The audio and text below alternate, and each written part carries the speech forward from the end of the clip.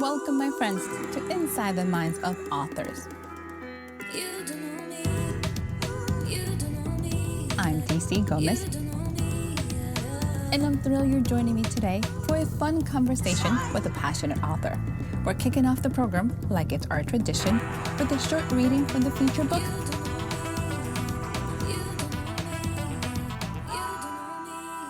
I hope you guys enjoy it. Let's get started.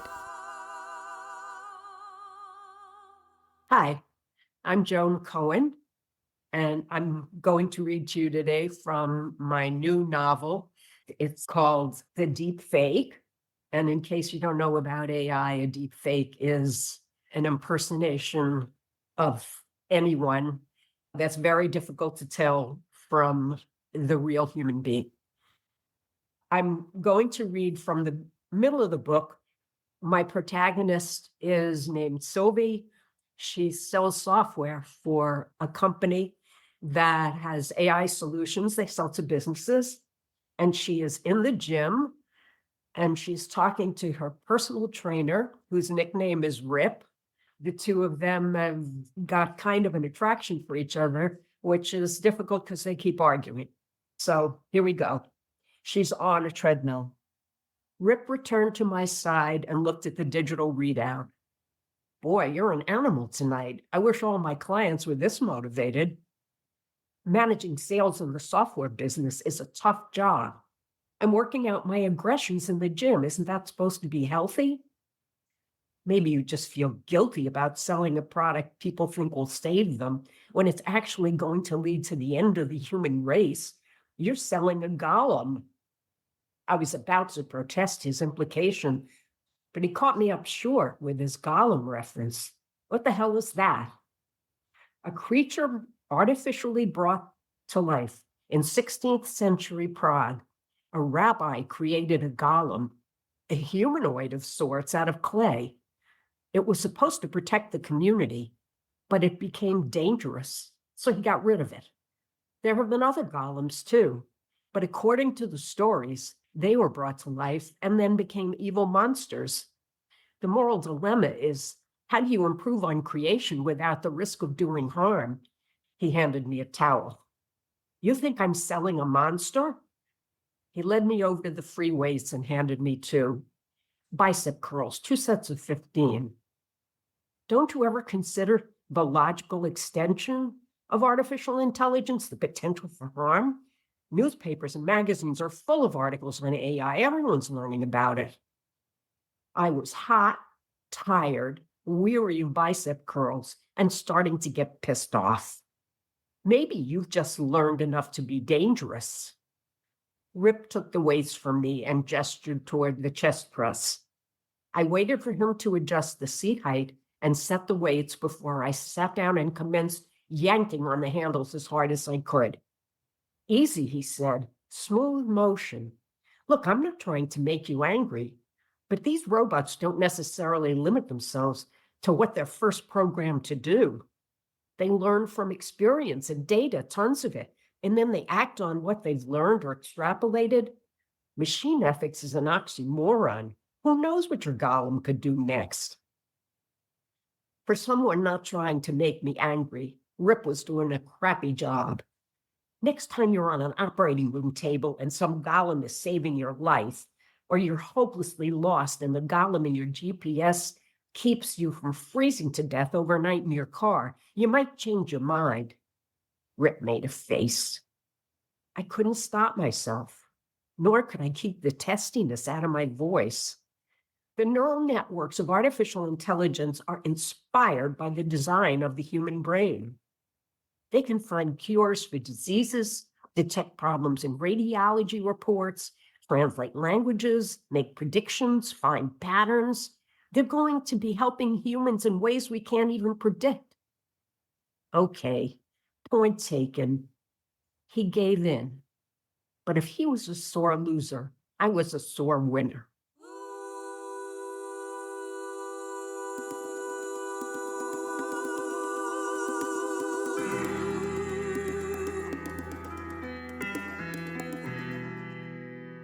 Hi, everyone, and welcome back to Inside the Minds of Authors. I'm so thrilled you guys are joining us today. This season is absolutely amazing with some fabulous authors and some incredible reading. So, hope you guys enjoyed that one as much as I did because I need to know more about this book. If you're new to the podcast, make sure to subscribe. You don't want to miss a single episode. We're here Monday nights with new authors and new books, so you don't want to miss out. And because you're here to talk to our authors, let's jump in. Hello, madam. How are you? I'm fine. How are you? I am wonderful. Welcome to the show. I love the reading. We need to get started because I got questions. I love the reference to golems and AI. I'm like, oh, that is pretty perfect. Need to know. Tell us a little bit more about this book. What is it about? Where does it take place? Well, actually, it isn't strictly speaking about artificial intelligence, but I thought, given the title, that it would be good to read a little bit of an argument. It takes place in the Boston suburbs. And as I said, the protagonist, Sylvie, works for a software company. She's kind of a people pleaser.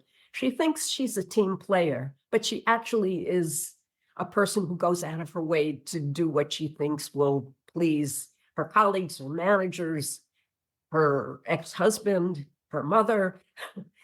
It's kind of a character flaw, but she's very good at her job. And she wasn't expecting to develop feelings for her trainer, but he is apparently a lot more smarter than her stereotype of what a trainer would be. So she gets kind of close to him, actually. They start to run together, and she uncovers some illegalities in her company's business, and different people try to enlist her assistance. She is trying to please everyone. She talks to Rip, the trainer. He's kind of appalled at what she's doing and tries to get her to understand that pleasing everyone sounds good, but it can lead to serious ethical problems. The story is complicated by the fact that Sylvie has family living in Florida, her mother and her stepfather, and two very good-looking young men, one of whom has had a previous relationship with Sylvie. And I won't go into the details, but he gets kind of unhinged, and the problems that are stirred up by deaths, a disputed will, they are problems that follow her back to Boston. For me, personal problems and professional problems, at least over the course of my career, have tended to get overlap. And you think you can keep them compartmentalized, but if you have kids and you're working at 3:00 when they get out of school, a little bell goes off in your head and you start thinking, what are they doing? Or that kind of thing. It's very hard to keep those lives separate, especially when Yes. you're busy and you're multitasking and you're still Right. always thinking about it. Where did this idea for this book come from? Because you mentioned a little bit about trying to maintain a balance in our regular lives. Well, I tended to draw on my own experience, at least in business. I worked for technology companies for just about my whole career. And it seemed as though the higher I got in the hierarchy, the more I was expecting gracious, intelligent people. And sometimes, not all the time, but sometimes I found that the higher I went, the more Machiavellian the people were. And I was hardly a Girl Scout. I started in sales just like my protagonist. And you learn how to spin, you learn to push the boundaries. But, when do you go from taking home pens and pads of paper from the supply room to cheating a little on your expense report to suddenly stealing money from the company? I mean, it's a slippery slope. I hate to use the cliche, but it's a cliche because it fits. That's what I've been writing about. But I also like moral dilemmas because it helps me stay in my seat. I don't know the answers, like they wouldn't be moral dilemmas if it was so easy for all of us smart people to just come up with the answer. But I like writing about them and letting my characters try to figure out what's going to work for them. And AI, well, it's everywhere. One of the things that frustrates me, and I'm not a technical expert, is that people don't seem to understand what it is, because you don't have to understand the innards of the software. They don't seem to understand what it can do and where it's leading. And especially our government leaders, it's very worrisome that they don't seem to understand what it's about, because it's going to change everything. It is changing everything. And I'm terrified of the misinformation, disinformation that's coming. I'm glad that you brought up the social and pretty much the moral dilemmas, because at the end of the day, when it comes to technology and even just our everyday jobs, there's always a moral line. It's Yes. illegal, it's ethical, it's immoral. And Yes. sometimes things do not fall in the legal, it might not be ethical, but the morality as a whole is still plays a part. And you said it, there is no easy answer, there is no easy buttons to this. For you to play with your characters and let them pretty much stumble through this process is really exciting. So I love it. Well, they have very different perspectives, and they go through a lot during the course of the book and arrive at very different points of view from the ones that they started with. So, which is kind of like what happens to us. You meet someone, you think you know the answer to some problem, and all of a sudden you realize that you don't really know anything. It is always kind of the second opinion that makes you either grow or stumble backwards and be like, what am I holding on to? So I appreciate it. This is not your first book. You've been writing for a while. How has your writing journey evolved every time you write a new book? I've only published one book before this. I've been writing for a long time, and what I sometimes tell people, that sounds really dumb, but when I went to college, I wanted to be a writer, and I was an excellent English student, and I was put in an advanced class. And one of our writing assignments was actually literary criticism. It wasn't creative writing, but I did a pretty good job, I thought. And the professor, when he handed back the papers, complimented one student in the class for writing an exceptional paper. So at the end of the class, I asked this boy if I could read his paper. And I was blown away. It was sophisticated literary criticism like you'd find in the New York Review of Books. And I thought, that's talent in a writer. I'm just competent. I'm a competent writer. I'm a skilled writer, but I'm not a talented writer.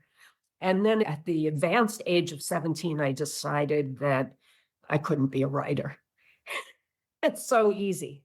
People would bring me things to write in the course of my career, because a lot of engineers really aren't very good at writing.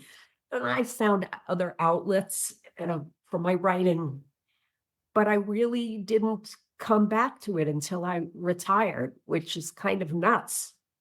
And now, after I retired, I thought, well, I'm a terrible golfer. I better go back to writing. In my first book had a lot in it about Alzheimer's, which I have personal experience with, and I'm sure a lot of your listeners have in their family. I found the same thing, that people didn't understand it, or they'd say to me, oh, we don't have that in our family. But then they would tell me in the next breath that Aunt Margaret, who's 90 years old, is kind of dotty. And I said, there's no such thing as kind of dotty. You understand, this is dementia. But do people read newspapers anymore? Do they? No, I see you shaking your head. There is no I newspapers to pick up anymore. They all have vanished into the It's true. internet. When I was a kid, when I started to become interested in reading the newspaper, which took a long time, actually, my father used to say to me, you have to read the op-ed page I said, "Well, I don't want to read that. That's people I don't like. It's people I don't agree with." And he said, yes, that's exactly why you have to read it, because you have to understand why there's a different argument from the one that you're seeing. And that was such great advice. And now that everybody's talking about silos of information and you get your news from such a narrow source, I just think back, am I a fossil? I mean, doesn't anybody care anymore about understanding the other side of the argument? Not a fossil. We're getting to a place where the extremists have a louder voice. And that's what Yes. people tend to listen because there is a lot of us like you in the middle who will like, I'm Yeah. okay with agreeing to disagree. I am okay with understanding that we all have an opinion. And it's not my job to convert you. It's not my job to evangelize you. It is my job to respect it and understand that we might not agree and still be humanly and civil. This is the part where I think we're losing that as a society because we feel like I need to convert you to my way. I'm like, when did that happen? Why did that happen? Right.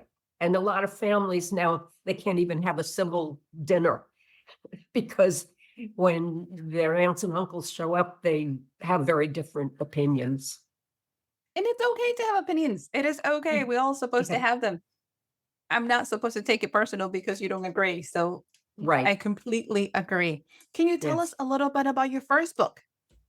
My first book, Land of Last Chances, was about a woman not as young as Sylvie in the Deepfake, but she's 48 and she's unmarried and she's an executive, and she discovers she's pregnant and she thought she was in menopause. So, I mean, whoops. It goes without saying that she's going to have an abortion. But then the doctor uses this phrase, I'm not telling you what to do, but you're not going to get pregnant again because what are the odds? You're in the land of last chances. And the more she thinks about it, the more she thinks, yeah, maybe I don't need a husband, but maybe I'd like to have a child. So, and this becomes complicated when she discovers that a close relative may have had the kind of Alzheimer's that is inherited. And most kinds are not, but it's a very, interesting thing. So it sends her off on a whole journey of research and trying to figure out if she could pass it on or not. And is she responsible for the next generation, or should she just do what she wants to do? There's a lot more in there, but that's kind of what it's about. You are touching on very human topics. They're huge in all of your books, and I enjoy them. What genre would you consider your books to fall in? Oh, they're fiction. They're just fiction. I'm in a writing group and we meet regularly. One of the people in it writes the most beautiful prose. I mean, she's just such a talent, not that she's ever been published. And I say to her, in my head, I write literary fiction, but what comes out on the page is commercial fiction. And as I said, I think I've watched too many Law and Order episodes or something, and I just lost the ability to do what she does so beautifully. I try to tell a story that I think people will be engrossed by. That's a talent in itself, being able to connect with your audience and be able to let people just get lost in those stories and then be able to make their own decisions on what their own moral perspective is. I am obviously very much into it and I love it. Miss Joan, what advice would you give an up and coming author? I would tell them probably not to ask too much advice. I went to a lot of writing conferences and people would ask famous authors, what's your process? And some people have to have an outline before they can start a book. Some people will tell you that's terrible. I just start with a character and my characters take me in different a direction that they want to go. And I'm always thinking, my characters are very uncooperative and they very rarely seem to give me direction. they'll hear that this famous author got up for 20 years at 4 in the morning and wrote before they went to work as a ditch digger. I mean, there's always something, or that they came home and put their 10 kids to bed and then wrote from 10 to 12. And after a while, you realize that people do what works for them. So I try to do what works for me. One of the other things I would tell writers, aspiring writers, although I hate that term, aspiring, keep your butt in the seat. Really the same as any job. Sometimes the difference between somebody that's publishing books and somebody that isn't is just that one person was able to sit in the chair long enough to get, I mean, you have to work in an office. It doesn't have to be perfect, but it does have to get done. Let's see. If you're a writer, you probably are also a reader. I know I am and always have been. If I read something that's just brilliant by some wonderful writer, your first thought is, oh my God, I couldn't write like that. What I'm terrible. But I already did that once when I was 17. So, I mean, there's nothing to gain by telling yourself you're not good enough. I mean, here I am, and I have gray hair. No surprise there. And it's a little late for telling yourself you're not good enough. I mean, there's not that much runway.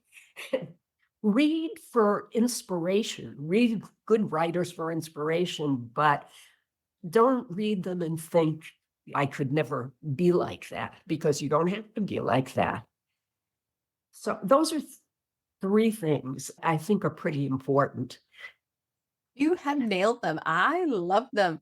The fact that sometimes we listen to everybody else's advice and never consider what works for us seems to Yeah. be like the plague for every author, because we're going, well, so and so said they write every day. Well, do you write every day? No, but it doesn't work for me. So I appreciate it and definitely sit down and do it. Yeah. Absolutely. So thank you, madam. If you have to get up after half an hour and get a chocolate chip cookie, the world won't come to an end. Get the cookie and then you sit down again, instead of sitting there and saying to yourself, I shouldn't need to do that. Go get the cookie. I'm totally with you. The world needs those books. Write them down. So yes. So madam, tell me, where can our listeners find you, where they can learn more about the book, where you're located? Other than tracking me down where I live, which actually is in Western Massachusetts in the Berkshires, a wonderful place to be, I have a website, joancohenauthor.com, and I'm on Facebook, Joan Cohen Author. The book's located at all major platforms, correct? Oh, yeah. And yes, you can buy it from Amazon. You can buy it from your local bookstore. If you may have to ask them to order it, but it's very available. And whoever you like to order from, if you like to order online, I personally like to give business to independent bookstores because I'm so grateful we have them. I'm always afraid that my local bookstore is going to go out of business and then Chuck E. Cheese is going to come in there or something. Me too. Yeah. But it has been such a pleasure. Congratulations on the book. Before you leave us, are you ready for the lightning round? I don't know what the lightning round is, but sure, I'm ready. They're easy peasy. Don't think too hard on this. Whatever Okay. comes to mind. I'm going to give you a Okay. pair. Let's go. Coffee or tea? Oh, coffee, no question. Sweet or sour? Sweet. Nice. Wizard or pirate? Wizards. Good. City or country? Country for now, yes. Here's a little different. If you could play any character in any film, what character would you pick? Oh, my goodness. That's a hard one. I haven't been to the movies for so long. I wouldn't mind looking like Margot Robbie in Barbie, although honestly, I haven't seen the movie. But She does look fabulous. as far as depth goes, one of the characters in Little Women, probably. But Joe, probably. Yeah, I'd like to be Joe. Ooh, I like that one. I'd like to be a Joe that looks like Margot Robbie. That's actually perfect. Yes. But it has been a pleasure. Do you have any closing remarks for us? I just hope people enjoy the book. I hope they buy the book and enjoy it. And I'm already working on another one. So Absolutely. Congratulations to our thank you. listeners. Go ahead, check out this book. Get lost in the stone stories. You are going to love them, madam. Have an amazing day. Thank you for joining us. Thank you so much for giving me the opportunity. I love it. It's been a true pleasure to everyone. Thank you for joining us. Go ahead. Make sure to subscribe to the podcast. Make sure to follow us, share with a friend. You guys know we're always better when we're growing together. And I will see you guys again next Monday with another amazing author.